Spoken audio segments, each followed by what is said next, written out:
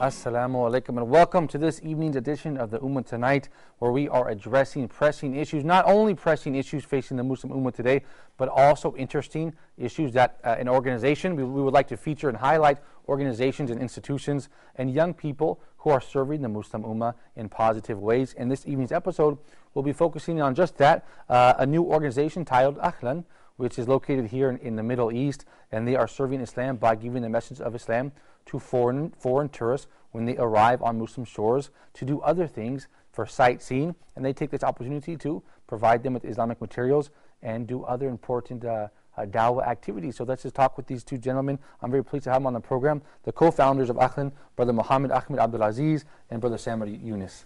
Assalamu alaikum, dear brothers. Thank you for your time. I'm certainly excited about the concept of having an organization like this, especially in your native country, Egypt, where there are so many tourists coming to your doorstep. This is a perfect opportunity to give them the message of Islam. So if we could start with informing myself and the viewers, educating us about Ahlan organization. Whose concept was it? How did you get the ball rolling? When was it founded? Etc. We can start by my right, inshallah. Go ahead, brother. Bismillah ar-Rahman ar-Rahim wa salatu wassalamu ala Rasulillah. Thank you, Brother Malik, for having us here today. My pleasure. Let me introduce Ahlan in a short nil to the guys here. Okay. Ahlan actually was a project committed to introducing the real and the pure face of Islam actually to the non-Muslim, especially here the tourists, because as you know Egypt is rich with the monuments and all that stuff. Sure. And we're trying actually to take advantage of this and introducing the real face of Islam, especially that nowadays that the stereotype for relating Islam to the terrorists and all that stuff is of a bad impression actually, and we faced that many times. The idea actually is not that new. The idea was of one of our friends actually around 6 or 5 years ago. Introducing the free books, actually introducing Islam on those books with many languages.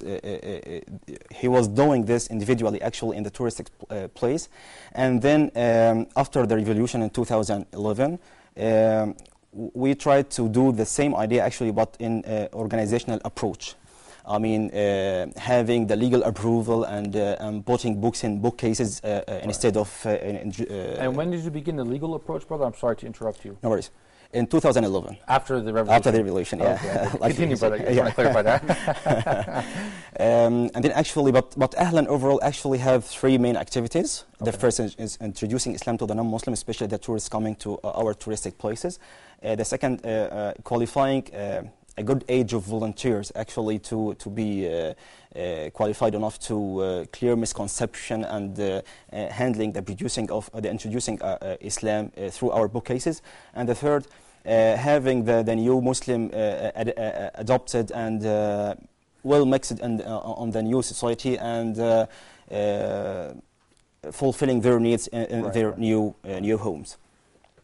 In our organizational approach in doing our activities, we've divided actually we've divided the project into many sections, just like committee, just like a business organization. Yeah.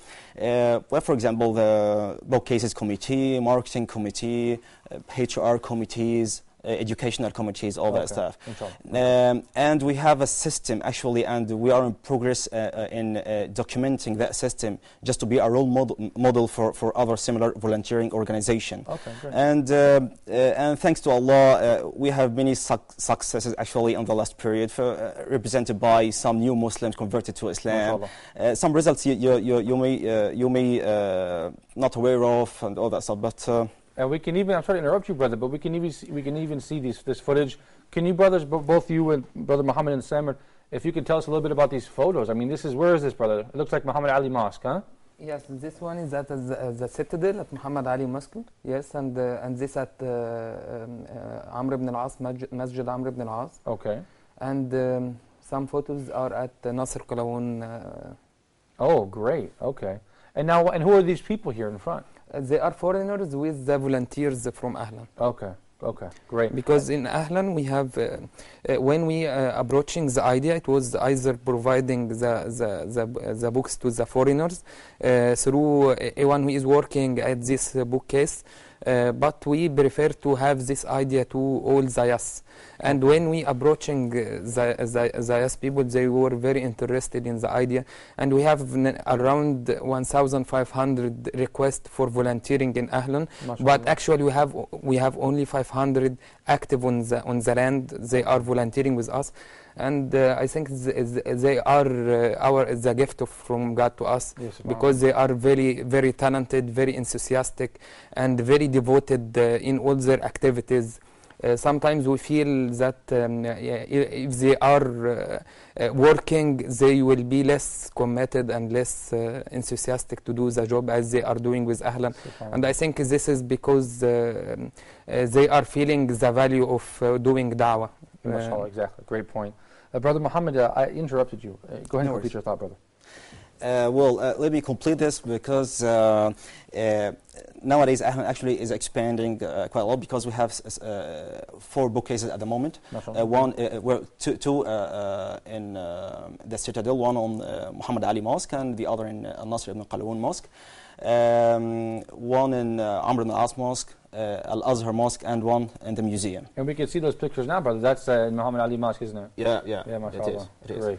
And actually we're in the phase of expanding all over Egypt, covering all the touristic places, and actually one of our goals. The second thing, actually, through our educational program, continuous educational program, actually we try to qualify volunteers. Right. For two purposes. The first is just to have them some qualified personnel. Of course, to answer those tough questions. Yeah, in the bookcases, and also let them know more about their religion and clearing misconception, all that stuff.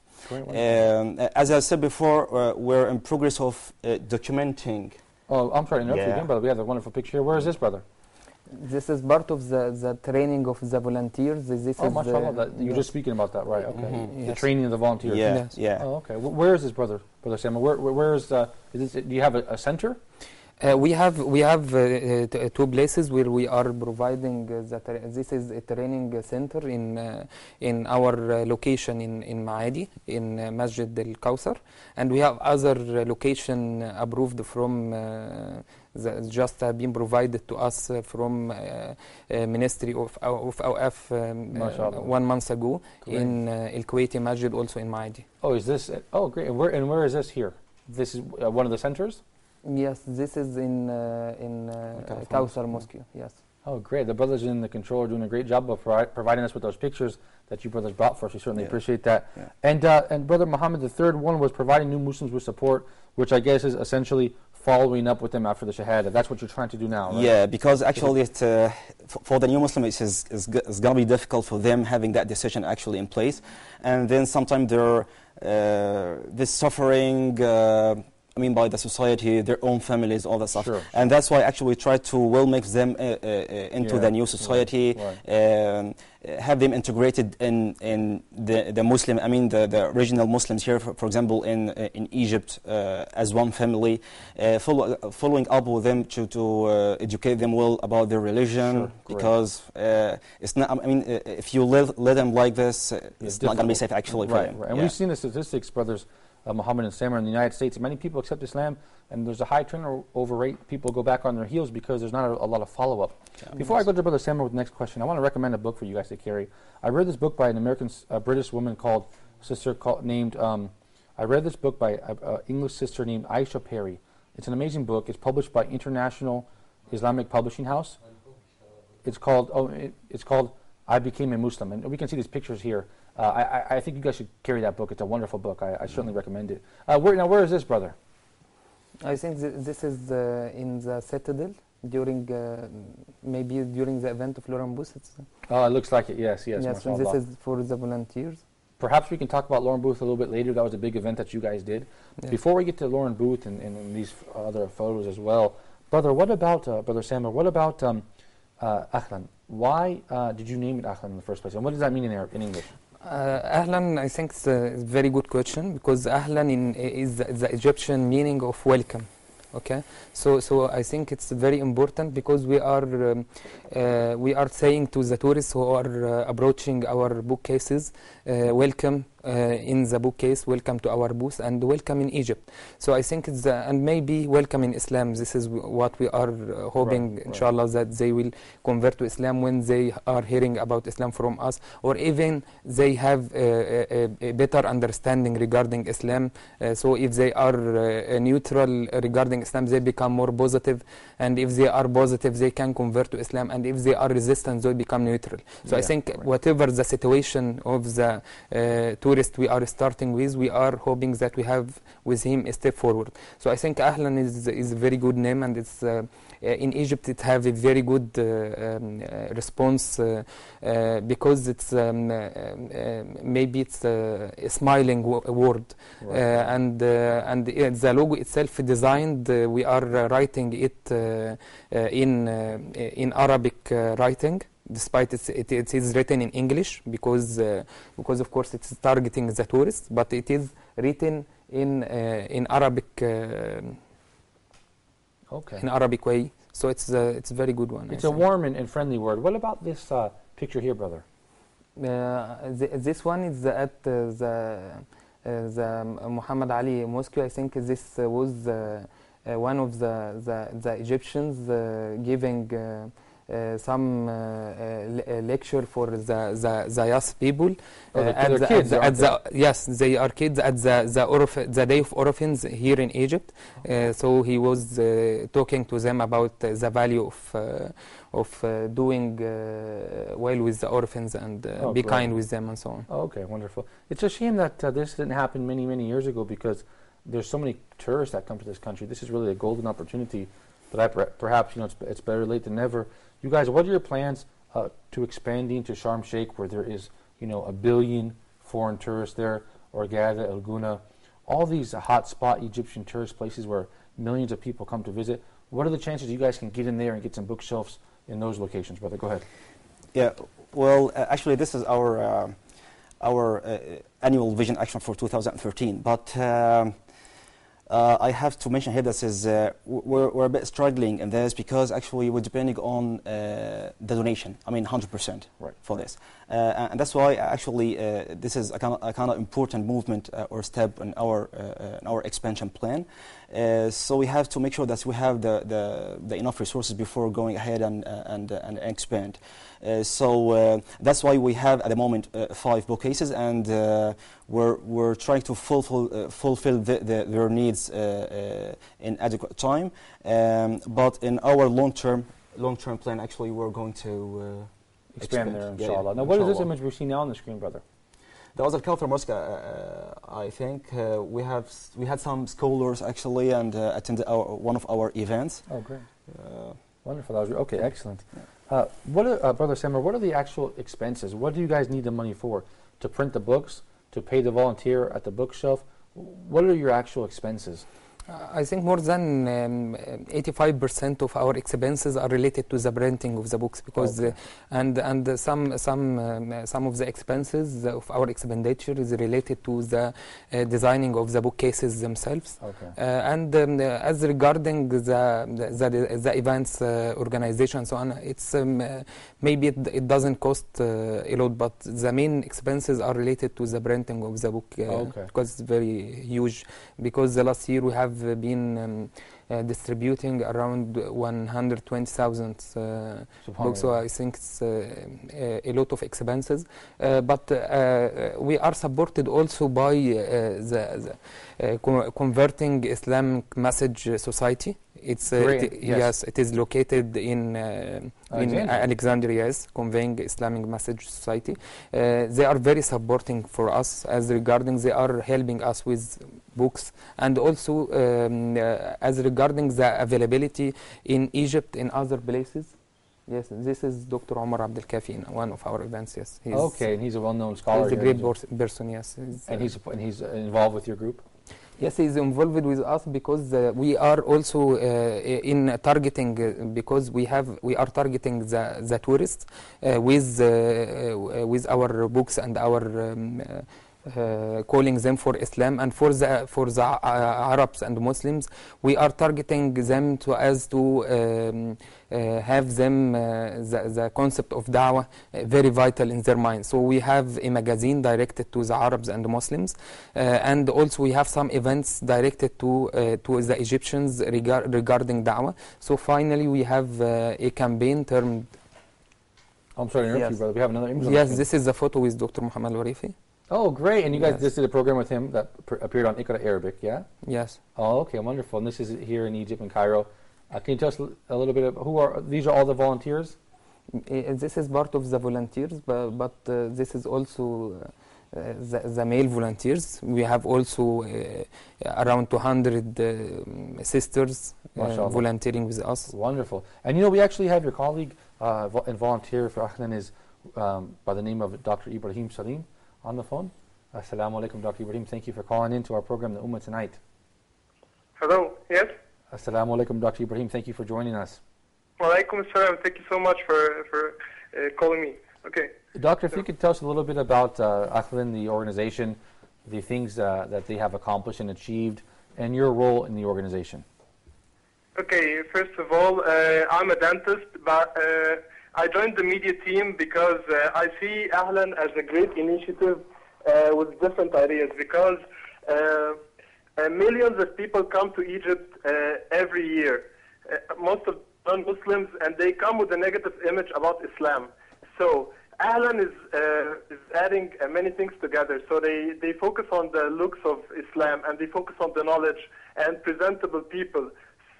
They come and see the real image of Islam. That's all I think about Ahlan. That's why I like it so much. So we in the media team, we have a big role in Ahlan. We have about like 20 people, the professional photographers, and we are responsible for covering all the events and taking pictures and working on the internet. So we deliver the message that people actually see or feel at the places we are in. We are in different places in Egypt. We are in the Citadel and the museum and Al-Azhar. So these are the places where a lot of non-Muslims come just to watch the architecture and so on. So when they find people talking about Islam, giving a correct message, when they see actual Muslims like women whom they see that they are oppressed, and they see them as an oppression, but they see them smiling to them and giving them info about Islam and giving them the correct image. This is the beauty of Ahlan to me. Wonderful. But Dr. Ibrahim, would you say that Ahlan has achieved positive results thus far in delivering the message of Islam to foreign tourists?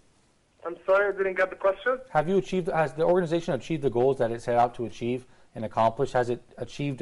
Has it spread the message of Islam, and have people accepted Islam as a result of their efforts? No, I'm sorry. The sound is very bad. I'm sorry. Oh, I'm sorry, Dr. Ibrahim. I'll speak up a little bit. I apologize. Do you believe that Ahlan has had a positive effect on the tourists who arrive in Egypt annually? Do you have a positive effect on the people arriving to Egypt? Yeah, on the tourists, on the target audience. Has it had a positive effect, Doctor, in your opinion? Yes, definitely. I've seen personally people who converted to Islam. And they were talking not because of the knowledge. Some people just converted to Islam because of the way people were dealing with them. They said those people had something nice in them. There was something like an aura around them. They were speaking very nicely. They were proud of what they have. They like, you know, like they get attracted more not because of the rules in Islam, not like you have to do this and don't do that. When they see the actions speak more than words. Like I can quote, like, you can talk the talk, but can you walk the walk? This is what they actually see from Islam. So yes, yeah, great. I see Ahlan as a beautiful image about Islam. Everything is done in a professional way. The flyers look so nice. The info is very nice, and we have like books with over 20 languages, and they're all done in professional translations, and they are delivered by professional people. We have a lot of trainings for people. Not everyone is ready to speak to non-Muslims. Of course, Doctor. Yeah, I apologize for interrupting you, but I wanted to comment. I wanted your thoughts on the image which the viewers are seeing on the screen right now, which is a picture of a man in a doorway, and it says, "What you don't know about Islam." Can you tell us about that? Yes, you mean the flyer with the man with the light behind him, right? Yes, it says what you don't know about Islam, and it has, you know, the Arabic vowel marks around it. Yeah, okay. So the thing is, a lot of people join together efforts to find the proper words to use with non-Muslims. They have to be a welcoming words, and they have to be nice words and positive about Islam, and they have to deal with the misconceptions that people think about Islam. Because, as I said, a lot of people see that Islam oppresses women, or Islam it was spread by the sword. So what you see in details when you read about it, it's just some small points about like women, the status of women in Islam, and some scientific knowledge, some stuff that were mentioned in the Quran, like how the fetus is, the steps of the fetus inside their mother's wombs, and so on. So they just take some small brief points about Islam that gets you attracted right away. So you want to know more about Islam and so on. You get what I mean? Yes, of course. Dr. Ibrahim, did you ever dream in your wildest dreams that you would be able to do this before the revolution in Egypt? No, never, ever. Actually, that's a nice question, because to me, I was never thinking I would be able to speak about Islam somewhere somewhere like the Citadel and so on, because before the revolution, you were not even, you cannot even speak about your own religion with your fellow Muslims. They're going to put you in. They're going to put you inside the prison in the Citadel. So it was just amazing. Yeah, I see it as something very, very positive. And yes, a lot of people come and take pictures of the Citadel and so on, but they don't know the history of our country, how the great people in Islam did, and who built these stuff and so on. So it's really nice to mix the history with something solid that they can get the knowledge about it. Yeah, I couldn't agree more. Dr. Ibrahim, one final question. I apologize for keeping you so long, Doctor. Lauren Booth, you guys recently had an event with her at the Citadel, the sister-in-law of Tony Blair, who, of course, most of us know accepted Islam recently, or I believe several years ago. I was fortunate enough to attend that event, and we can see those images on the screen now. Perhaps you can talk about Lauren Booth, that event in detail, inshallah. Go ahead, Doctor. Yes, sure. Actually, Lauren Booth, I was really happy and proud. I actually told her that it was like the first time I see a Muslim woman speaking, because in the Arab world, it's all about men speaking on TV and so on. So I was really proud about it. So and I even asked her, you as a woman, what do you have to say to Arab women? She said, like, we have problems with culture and ideas about women. It's not about the religion. And she gave a lot of examples, like Sister Khadija was one of the famous merchants, and other women, I don't recall the name, who were actually fighting along with the men, and others who worked as nurses. So women have a big role in Islam, and I was really happy that she is giving a positive image about women and how Islam really empowers women. And you can see all the audience. Actually, I personally, and not even me, everyone was crying actually, because you can see how when somebody is actually talking about something they believe in, and they really had a hard time finding it. And I can recall some words, some that really I can't forget, that she said, when God has a plan for you, you will go in that direction. Whether you go right or left, you will go there in the end. And briefly, her story was about like starting from being a child. She was born. She says that every child is born knowing that there is one God. There is something inside you that knows that there is one God and that you should worship one God. But through the media and through your family, things change. And she was talking about their ups and downs, like how many times she met Muslims and how they accepted her, and the next day she forgets everything. And she was saying, even though I forgot about Allah, Allah never forgot about me. And she was talking about the things that she would never, ever dream of doing. Like when people told her, she was with Muslims in something, I don't recall, but it's related to Gaza. And she was saying, the first thing she said, don't talk to me about Islam, I'm not going to be a Muslim. She was a really nice person, but she personally saw the veil as oppression. And she was saying, don't talk to me about Islam, don't talk to me about the veil, and I'll be working with you. And she was saying that I would never wear the veil. And she was talking proudly after that she was wearing the veil proudly and walking around London later on, like 10 years later. And she's saying, it's an amazing story, actually. I cannot explain it on behalf of her, but you have to listen to it personally. And from the things I recall, actually, when she went to Gaza and she saw how people were oppressed and people living in wreckage and they don't have food or anything, and it was actually in Ramadan. And she was staying with a woman who had nothing at home, and she was fasting, and she asked her a question, how come you are fasting like that? And she told her, I am fasting to remember the poor. And then she said, if this is the religion of God, then I want to be a Muslim. If this is what it teaches you, that if you have nothing, to be grateful of what you have, to think of the people worse than you are, then this is the right religion. And she actually told us about the time she took Shahada. She slept in a masjid. She was walking by and she saw the masjid and she was entering and so on, thinking that, okay, they may be killing cows and so on, all these things that people see about Islam. And what she saw inside, she felt so much inner peace, and she felt that the creator of this country, I'm actually quoting, quoting by word. Yes, Dr. Ibrahim, I'm sorry to interrupt you for sharing that wonderful story. Unfortunately, we have to take a short break. The time is up for this segment. But if people want to follow up with Lauren Booth, I suggest they get in touch with the Ahlan team, and I suppose they can share the rest of that amazing, her reversion story. Dr. Ibrahim Salim, I appreciate it, brother. Thank you for your time. I look forward to having you on the Ummah Tonight in the future, inshallah. Thank you so much for joining us. And you guys stay tuned for more with the co-founders of Ahlan. So stay tuned for more Ummah Tonight.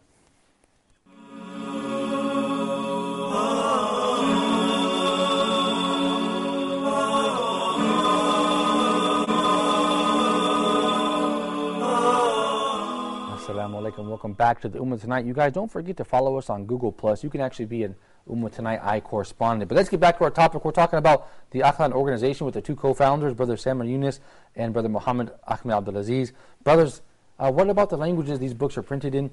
How many languages are these books printed in, and why did you select those languages in particular? Go ahead, brother. I think we are available, we have books in more than 25 languages. Mainly, I think this is the common languages here in Egypt for the tourists attending here. Okay. If we are in need for any other language as a special request coming on through the mail or through the internet, okay. We can have this through the Conveying Islamic Society, because they have more than 100 languages. SubhanAllah. Yes. Okay. So if there is any special request, we can also cover it. Through Conveying Islamic Society. And we do have a telephone call from one of your colleagues, Dr. Ahmed Kamel. Assalamu alaikum, doctor. Thank you for joining us. Wa alaikum salam wa barakatuh. Nice to be joining us. Well, it's a pleasure to thank you for joining us on our program, The Ummah Tonight, where we're talking about your organization, Ahlan. If you can talk to us a little bit about your role in the organization and why you chose to volunteer with them. Go ahead. Okay, mainly like we talked about Ahlan because our work is to present Islam to foreigners and to reply to them if they have any misconceptions during working or meeting Muslims. So if they coming to Egypt to visit different places, we present the idea to them. I joined Ahlan almost 3 months ago.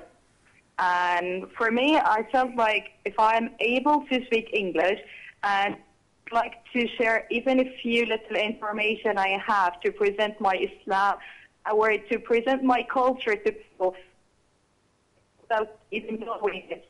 Okay, great. Okay. Well, can you tell us a little bit about the event featuring Mrs. Lauren Booth, which you, I believe, played an important role in?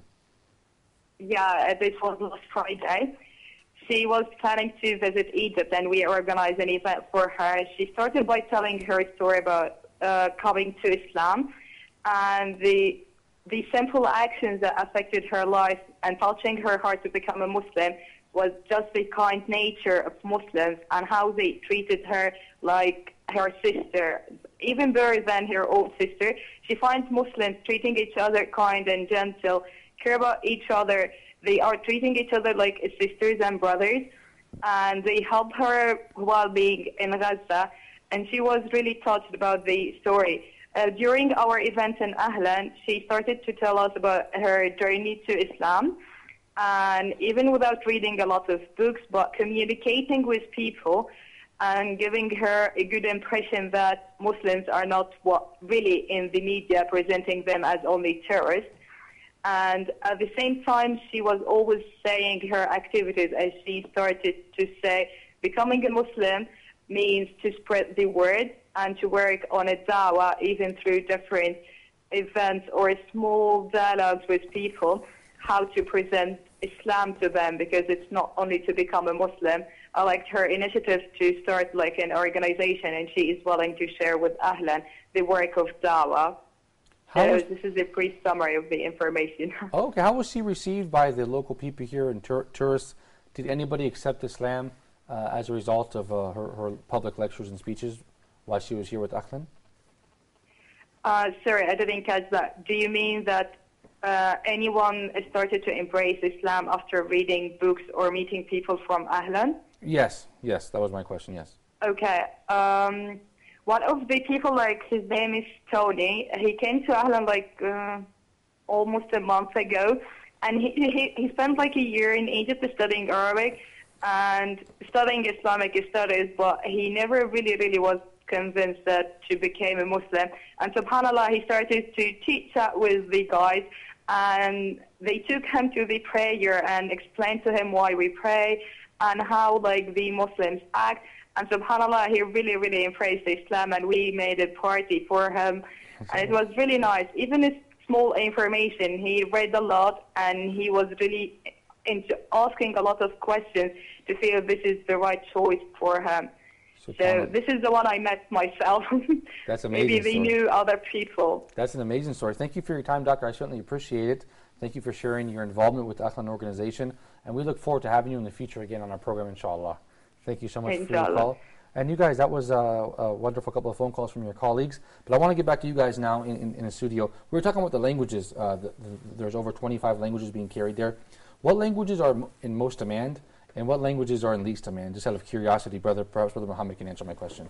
Yeah, actually, the choice of having some languages and some other not actually depending on well, the kind of the season that yeah we have here in Egypt, because sometimes actually we have to analyze, I mean, the flow of tourists in our touristic places, and sometimes if you can offer some language actually, and I mean the level of the bookstore, something or some factor we can rely on of having some languages in place or not. Okay. But generally I can tell you that we have enough number of languages actually covering the most or not, even not all the languages of the tourists coming through our touristic places. Which generally is what? English, German, French, Spanish. What next? Yeah, maybe you have Chinese, Korean. You guys have Chinese and Korean? Korean.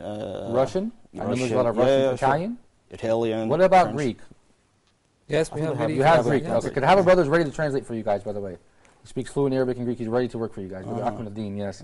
Or to correspond with you guys and help with you guys. What about the selection of the book itself?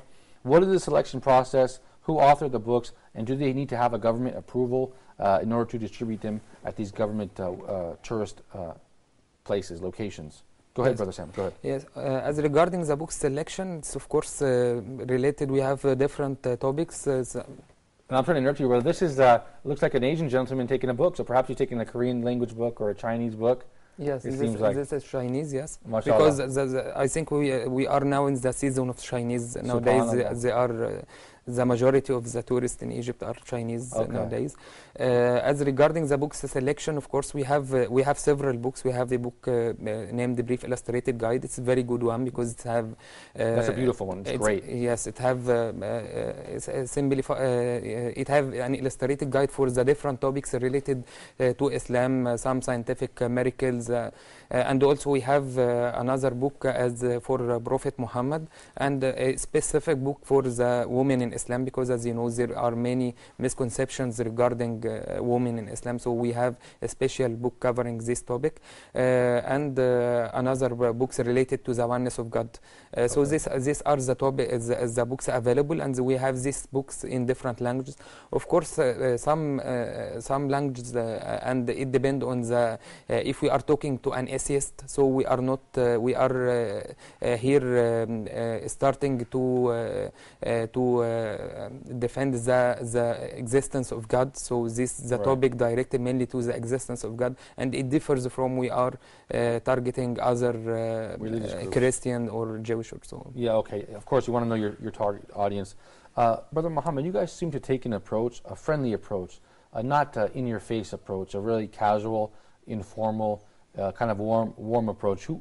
Was that something that you guys thought about in detail, and that was your intention from the very beginning to take this kind of friendly, warm approach to giving dawah? Yeah, sure.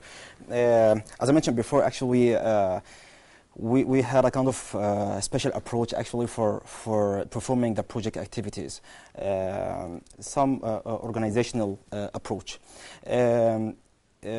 And also among the main activities for Ahlan project is qualifying a good age of volunteers.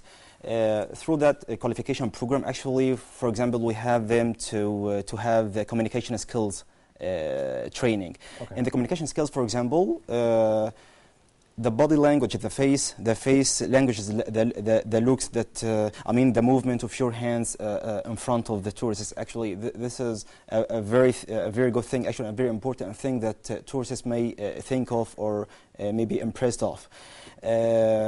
And also having the concept for Ahlan to give da'wah in this approach, actually that was because in itself in the idea of having friendly da'wah, actually instead of defending in an improper way, actually that was the thought after the media had a very impressing stereotype.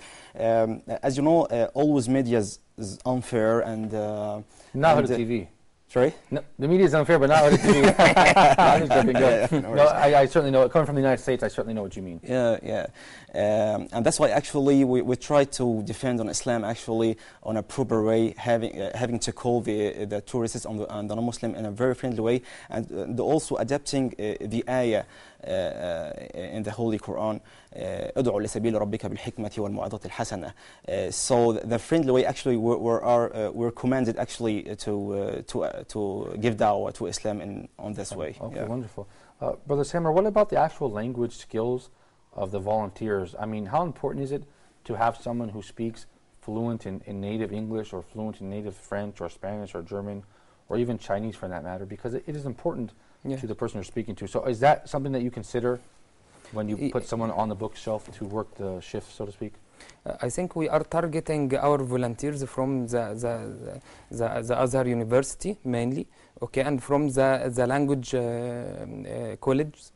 So we have many from Ahlan University. We have from different languages, Germany and Chinese and so on. So they are volunteers with us, and we are, of course, the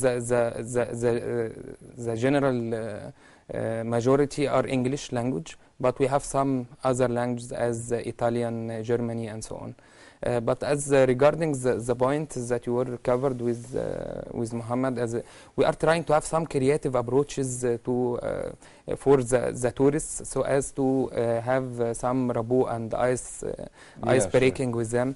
For example, we have an idea that we have a board, a whiteboard that we have on it some drawing related to Islamic culture, and we ask the foreigner, the tourist, to write his name in Arabic. Okay, stuff like that. Yes, we are teaching him how to write his name in Arabic, and then he can take a photo for this board, including his name. And in it we have the Facebook page directed to the foreigners. So as this will be with him, he can access this. Mashallah, very nice idea. And other ideas we are always. One second, if I can just interrupt you, I apologize for interrupting you, because we do have a phone call from Brother Mohammed from Mauritania.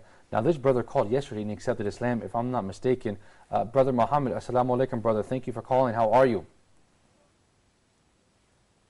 Brother Muhammad, can you hear me, brother? Now, I apologize for the interruption, brothers, but actually yesterday we had a live show, and this brother called in and took his shahada live on the program, if this is the same brother. So, brother, if you're at home, please give me a call back, inshallah, because it seems like the line is cut. I apologize for that interruption, brother. But you were talking about some friendly board games and activities that are icebreakers with the tourists. So please continue with your thought. Yes, we have recently we have an idea of having a small gift, a small card. It is named Special Message for You.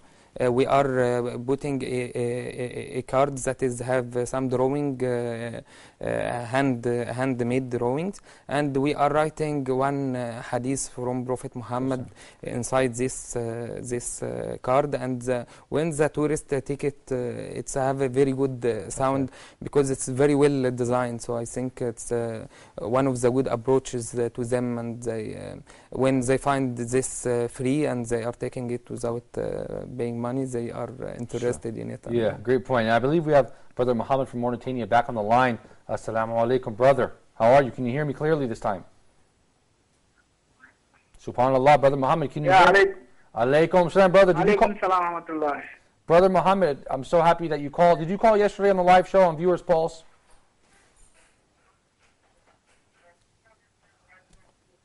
Brother, Yes. Okay, brother, please mute your television and just listen to me through the telephone because it's difficult the way you have the TV on, okay? Brother, now I want to clarify, brother, you called in and you were a non-Muslim and you accepted Islam last night on Viewers Pulse. Is that correct?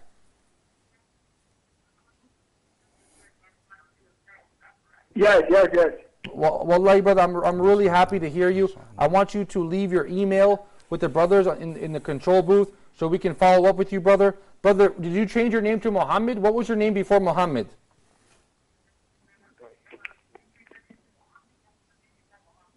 Muhammad. But you said you accepted Islam last night on the live show, so how was your name Muhammad before?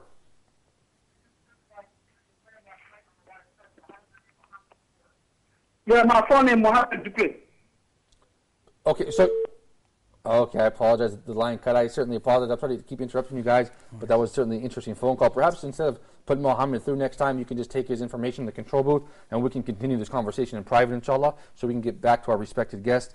We're talking about future events now. What about future events for your organization, Ahlan? You made the Lauren Booth event, which I think was very successful, and mashallah, I think it had a positive effect. What about going forward? What do you guys have planned for the next coming months? Go ahead, brother. Well, actually, depending on the marketing plan, as I said, this is we have a marketing committee that's putting the long-term, the short-term plan for performing and arranging for events. But it's worthy to say that actually Ahlan has committed themselves to have some Chinese imam from China actually and have them here adapted for having arranging for a place and education program, all that stuff, and even arranging for food, for them for 6 months actually to have more knowledge about the religion and just to go back in China and to give real da'wah in China. And you guys had how many people from China that you were sponsoring? 15 at the moment. And how did you select them, brother? And how did you fund them? Well, we select them because actually Ahlan has visited actually China around 5 months or 6 months ago, and made a kind of survey actually before having these imams here in Egypt, and we've made an educational program for them, a very rich one, and give them a very good program on Sharia, religion, and even the Arabic language, and then we're sending them back after. That's amazing. Yeah. That's a wonderful idea. Yeah. If I can go back to Brother Samir, what about communication skills versus the knowledge of the Sharia sciences with regards to training your new trainees so that they are properly equipped to answer and address the questions posed to them by tourists? I think the communication skills is very essential one because, as you know, the tourists themselves doesn't have enough time. You can't have enough time with them because they are always having other places to go for. Right. So I think the communication skills is very critical because you have within 2 minutes to give a very positive impression. Yeah. So I think this is very critical, and I think we are lucky because we have a very good communication skills for our team, and we already now we are trying to developing a new curriculum, which is inshallah will be in place starting by the 1st of May, and it's a very good one because we are having different soft skills rather than the communication skills, some sort of business etiquette and other soft skills that will empower our volunteers to be more capable to convey our message. And is this a training session now, which we see on the screen, brother? I think they're the Chinese people, right? Yes, I think so. It looks like just a training center, or perhaps it looks like about maybe 5 students there. Maybe this is the Chinese people. Oh, mashallah, great. And they're teaching them the Arabic language and Islamic studies. Yes. Yeah, that's amazing, great. What about your new Muslim stuff? After the Shahada going forward, what do you have planned? Do you have materials, or do you have some sort of network built up to support these people when they go back home? Yeah, as I said, we have the newly converted Muslim committee. As a part of their job description, just to have a plan and survey for the newly converted Muslims, having them adopted in their new society. I mean, not all of them have the capability. I mean, the financial capability to cover even his expenses, all that stuff. So we're surveying some good resources to adopt them and give them all their essential needs in the new society. SubhanAllah. Yeah. Because this is certainly a topic I hope we can address at Huda TV as well, because we need to make a program like titled After Shahada or something like that, give them the steps. What about, Brother Samir, what about contact information? If people want to volunteer or even contribute financially or just learn more about your organization, do you guys have a website or a Facebook page or a Twitter account where they can contact you? Yes, we have a Facebook page. I think it's very important, and it is the main access for us. If people are wanting to volunteer with us, they can access us. We have a volunteering form and applications that they can fill, and we can contact them through our online training, followed by the practical training. And also the donations, we have a donation form on the Facebook page. So I think our Facebook page is facebook.com, ahlan.volunteers. And you guys spell Ahlan A-H-L-A-N. Yes. Okay, good, because you know when you render those Arabic words to English sometimes too. So it's basically facebook.com/Ahlan, which is AHLAN.volunteers. Yes. And that has all the information that they need. What about a website? Our website is ahlan-group.com. Okay, what will they find on that website? Why is that beneficial? Why should they check that out? The website we have the website including the books that we are distributing in our bookcases in all the languages available. And other books, other advanced books. So as if the tourist want more knowledge regarding Islam, he can find online.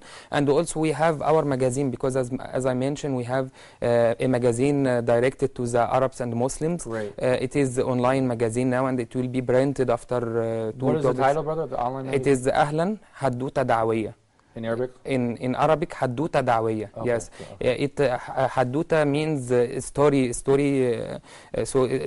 it is directed mainly to convey the message of da'wah and how da'wah is important to be an integral part of every Muslim daily life. Great, brothers. I certainly appreciate your time, Brother Samir Yusuf, the co-founder of Ahlan, as well as Brother Muhammad Ahmed Abdulaziz, also the co-founder of the Ahlan organization.